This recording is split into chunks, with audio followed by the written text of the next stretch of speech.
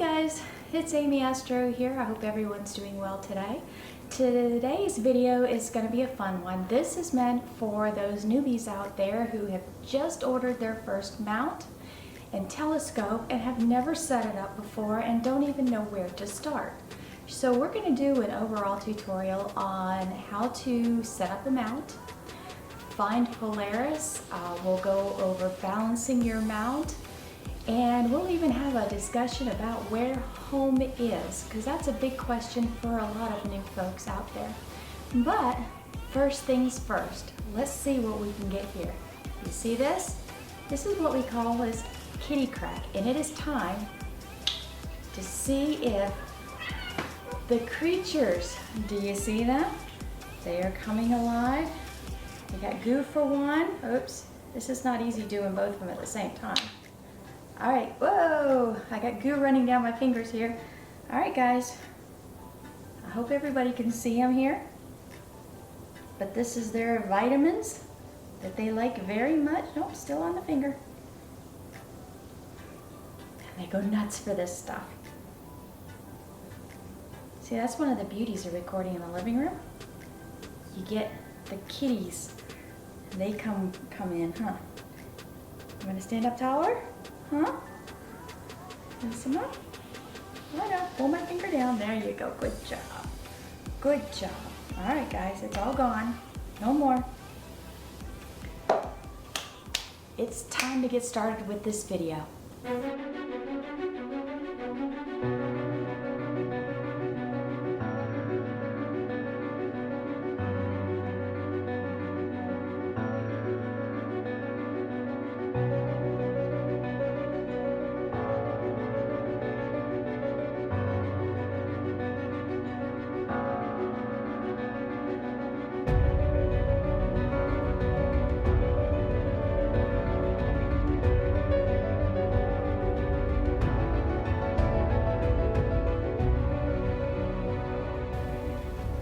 So let's start with the basic anatomy of what you got in the box when you purchased your telescope mount and such, and how would I go about setting it up. Well, first, most mounts when you're starting, they come with a tripod kit, and it's your basic three-legged tripod with a north peg that you'll probably have to thread on. It's got two threads here, and you can choose, let me just show you here. It has two screw holes here, and you can choose which of the two you want to use. Now, I chose this one for the reason that this one lines up with a leg here, and since this is my north peg, I point this leg north. It just makes it easier. Plus, when I'm behind the mount and I'm, having to squat down and adjust things, I'm on this side. I am not straddling that third leg, so I can fit in there really nice and easy. So I recommend putting the north peg with the single leg. And this is what somebody on my club showed me right out of the gate, and I have been grateful to it ever since, because as you can see, I can fit right here, no problem at all when I'm going to align things, okay? So the basic tripod out of the box comes with the three legs already installed and the north peg.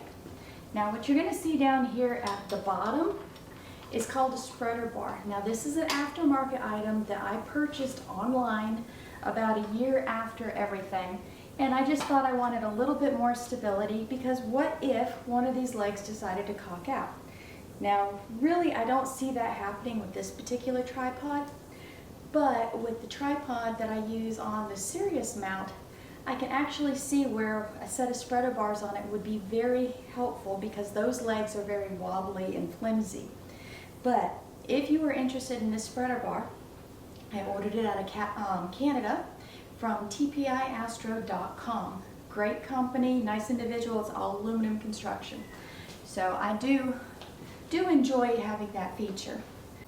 All right, so one of the first things I would do when I'm arriving at a star field or location I'm about to take pictures at is I would break out the tripod, okay? And I would look around and make sure that at least in my immediate north, I am not so close to the trees that I can't see Polaris. But what we need to do is locate Polaris on our field. And if you're going to a new field, typically you're a little disoriented on which way everything is. So what you're gonna need is a compass. And this compass I picked up off Amazon. It's like a Boy Scout compass, but it's really nice because it has the mirror on it. So the goal is to get this arrow, this red part of the arrow, in between the red outline on here. Make sure, focus on it. Okay, so you'll rotate the compass around until that red arrow is in between those red lines. And that's how you're going to find your north. So my north is in that direction. But since I can't put this on my mount because it's metal, I'm going to have to stand back at a distance and line this up to where it needs to be in that direction. And then I will go ahead and I will line up my tripod for north. So let's go ahead and do that here. North is going to be, are we still on camera? Okay. North is going to be in this basic direction. And I'm going to look through the little hole here, and I've got a line and an arrow.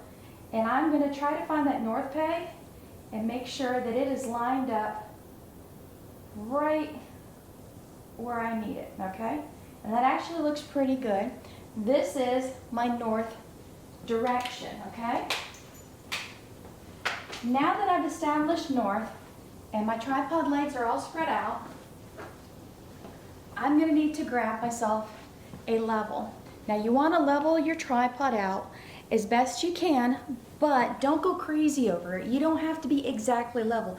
Now you don't want your tripod sitting like this or like this. You want it to be somewhat level, but off a few degrees here or there, it's not gonna matter, so don't beat yourself up over it, okay?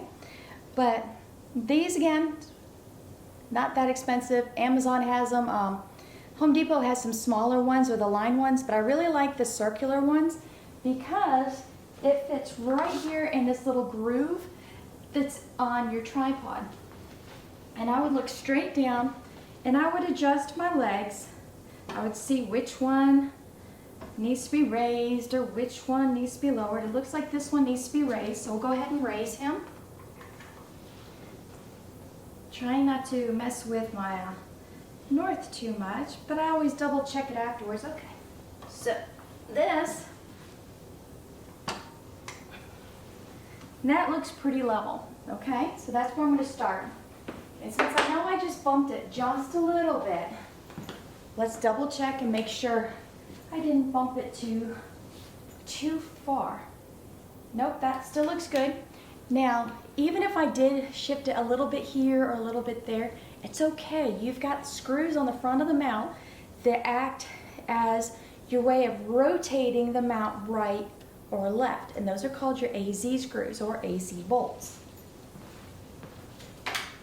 And you've got a good swing in either direction, so don't go crazy, it's okay. And I have even been known in the middle of the night while I'm polar lining realizing I am too far off, so I will carefully lift everything up and then I will shift it over a couple degrees here or there. I don't worry about any more balancing, I just let it ride. Okay? So now that we've got things balanced and we're in north, the next thing we want to do is install our mount. Okay? Now this mount is pretty heavy.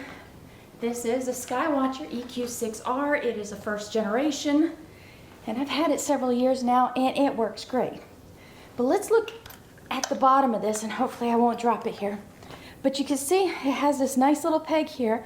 This drops down the center of the tripod. It is threaded, and it will accept the rod down there on the tripod. But there's this gap right here. This gap is where your north peg will go. Now, a lot of mounts already have pre-installed the screws that go on each side, which is for your AZ. So if they're installed, they will come through this gap and they will push on that north peg. Be very careful installing this on the mount so you don't damage those screws. I tend to back them out just a little bit so I don't dent them or bend them, and it's possible because I've done it. All right, so let's go ahead and put this on the tripod. Very carefully, it is very heavy.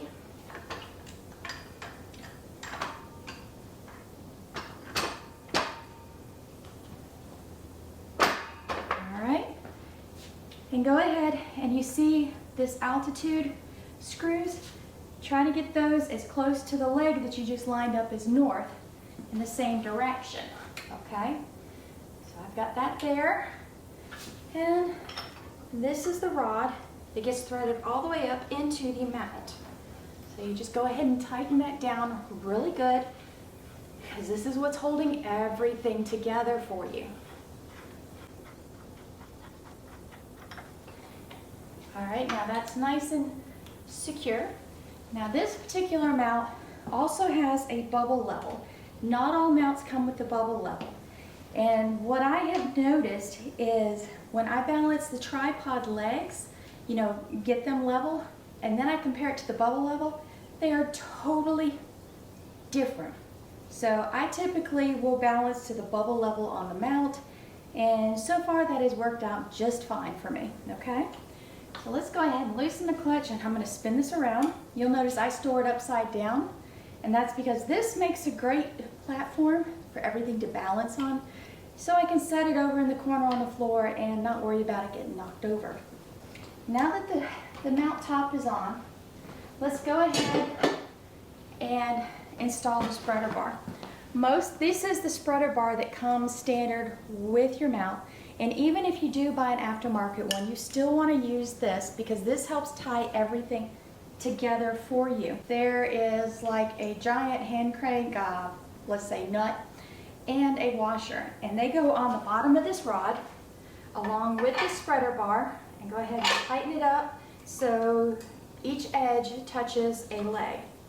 And let's put the washer on, and let's put the knob on. And we will tighten it up until it is nice and tight. And you'll notice that the legs will spread out just a little bit further, okay? And crank it down so it is nice and tight. And you see, things just went out just a little bit more.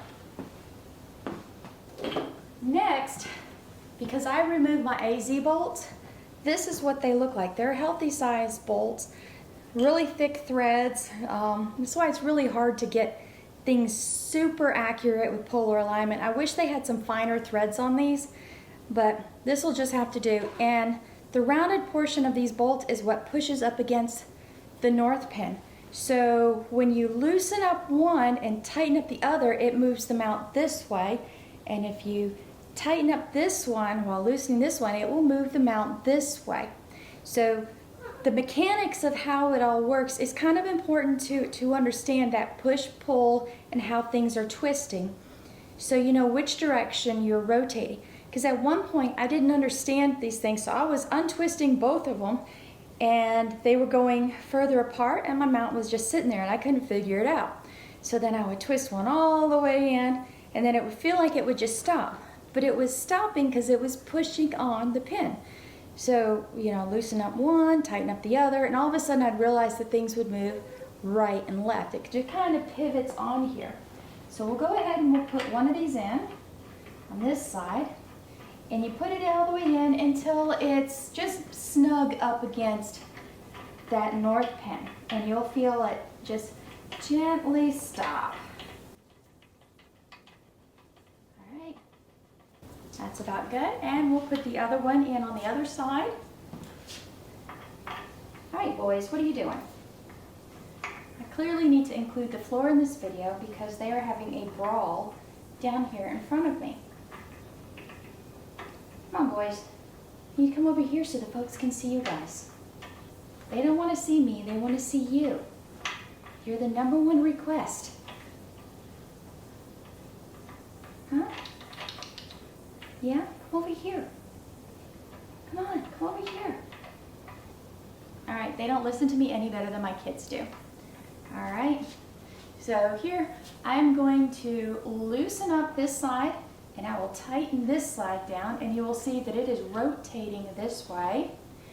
And if I do the opposite, where I'm tightening this side and loosening this side, you'll see now it's going this way. So practice with this with it all, and you will figure out how things work. But technically, do it while you're standing on this side, because this is where your computer's going to be if you're doing things manually. or even if you're doing things handheld, you'll want to learn how to drive things in this basic direction. All right, so now that we've got the AZ bolts in, it's time for us to think about our counterweights. And we want to add counterweights because once we put our telescope on here and we loosen our clutch, which is over here, you're going to see, notice how heavy this top end is. It's wanting to spin freely. Well, imagine that with more weight on it, and it's got your telescope in it, and what you can't see, but you can't from this side, is it's going down, down, down. It's going to hit your telescope up against these legs. So we're going to add counterweights to this bottom side to help us balance things off, and it will help us track better in the sky at night. So I'm going to lock my clutch up, and the first thing I want to do is I want to lower, there is a counterweight bar that's hidden up in the middle of your unit, and you lower it and you tighten it down, and then you remove this screw that's at the very bottom. Now this screw is famously called your toe saver, and it's your toe saver because it's sitting on the end of your bar and your counterweights are up here. But what if your counterweights decided to slide down, down, down, and you're standing there? Well, this toe saver is going to keep the counterweights from flying all the way off the end and landing on your toes, okay? So let's go ahead. This particular unit came with an extender bar, so when I use my large scope, I need the added extension in here to achieve my balance. So I'm going to go ahead and put this one on. It just threads onto the end of the other one. And if your mount does not come with one and you find you need the added length, you can purchase these from your mount manufacturer later, okay? So now it's time for me to add my counterweights. All right, so here's one counterweight. You see it looks like a donut. It's got a hole in the center, and then it's got this thread screw, and the thread screw is what goes through here and it grips onto the counterweight bar, okay? So let's go ahead and slide this up. And once you get to know your setup, what a lot of us do is we take a Sharpie and we will mark on this counterweight bar approximately where we need to put our weights on, so we're not guessing from night to night. Because generally your telescope stays the same weight, I mean, unless you're putting it on a diet or something. But unfortunately, my scope, like me, just gains weight. So let's go ahead and put both of these guys on. Let's wiggle up there. Now, everybody has varying opinions. Do you put the counterweights together? Do you leave a gap? I can't come to a conclusion on that. It works both ways. I tend to keep them together, okay? But now, when we loosen this, you're going to see that this side where the weights is much heavier than the top side. So clearly we need to add a telescope to this whole thing to get things back in balance. But that's kind of the whole purpose of this. So now I'm going to loosen up the top mount bracket. I do have an aftermarket one on this one. It's by ADM. Nice aluminum construction, easy to use. It just has better grip to it, in my opinion, than the manufacturer version. You know, for a mount in this price range, I would have expected a nice saddle on it like this one. But let's go ahead and we will grab our Freedom Scope, okay? Now the Freedom Scope, he's not real heavy. He's about 19 pounds, so that's good. Unlike my other one, which is about 25, maybe closing in. Yeah, I think he's about 25 pounds. So if he's 25, I don't think this one's 19. But I have silver Sharpie marks on the bottom rail that tells me about where I need to place this to create balance, all right? So these are hand tightened on here. And typically, make sure he's on there, I already have this tool in my hand. Now this matches the ADM saddle, and I don't know if you can tell, but there's like a little flower pattern on it, and it fits right on the end of these giant bolts, and it allows me to crank them down Just a little bit more for that added security. Makes me feel much better. I'll leave that right there. That's well worth the price of the tool. It will save your hands greatly, especially on those cold nights and you're trying to break down at 2 a.m. and it's 20 degrees outside and you can't feel your hands. Please try to grab one of these knobs. It is damn near impossible and it will hurt your hands, okay? Hey guys, I decided to break this video down into 2 parts. So what we just completed was part 1 of a 2-part series. This way you can watch it at your leisure and not be tied to your computer for a half hour. That felt just a little bit too long to make a video. So part 1 was how to set up your telescope mount. Part 2 will include how to balance your mount and where is home. It is not where ET is calling or anything like that, but home position for your telescope and what is it, where is it, and why is it such a mystery. Anyways, thank you guys for sticking around with me. If you like this type of video, please don't forget to subscribe below, hit that alert bell so you know when I upload new Astro related material, and don't forget to hit that like button. I really appreciate all those likes. They mean the world to me. If you have comments, please leave them down below. Questions, suggestions for future videos, leave them all there, or follow me over there on Facebook as Amy Astro, or onto my brand new website of amyastro.com. And there I am trying to build it with a few how-tos and a blog of what's going on in my Astro world, and I hope you follow me over there also. So until next time, I appreciate all of you. I'm wishing you some very clear skies and some wonderful health, and I can't wait to see y'all soon for part 2. See y'all later. Love you. Goodbye.